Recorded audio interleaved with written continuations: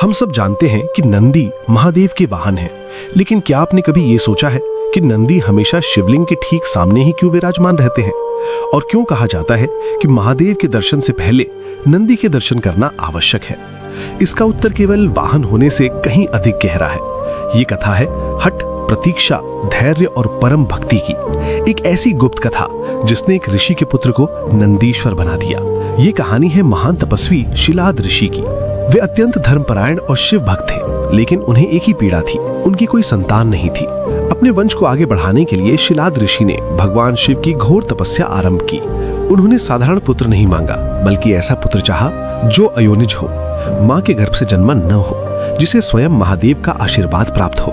उनकी तपस्या से प्रसन्न होकर भगवान शिव ने उन्हें वरदान दिया।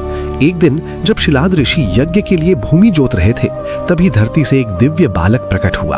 उस बालक का तेज 1000 सूर्यों के समान था। वही बालक आगे चलकर नंदी कहलाया। शिलाद ऋषि ने नंदी का पालन पोषण अत्यंत प्रेम और संस्कारों के साथ किया। एक दिन 2 दिव्य ऋषि मित्र और वरुण शिलाद ऋषि के आश्रम में पधारे। उन्होंने नंदी को देखकर कहा, ये बालक अल्प आयु है, इसकी मृत्यु निकट है। ये सुनकर शिलाद ऋषि शोक में डूब गए। लेकिन जब नंदी को ये बात पता चली तो वे मुस्कुराए और बोले, जिसने मुझे जीवन दिया है वही मेरी रक्षा भी करेगा। इतना कहकर बालक नंदी ने भगवान शिव को प्रसन्न करने के लिए कठोर तपस्या आरंभ कर दी। उन्होंने अन्न जल का त्याग किया। एक पैर पर खड़े होकर केवल ओम नमः शिवाय का जाप करने लगे। उनकी तपस्या के तेज से तीनों लोक कांप उठे। अंततः भगवान शिव को स्वयं प्रकट होना पड़ा।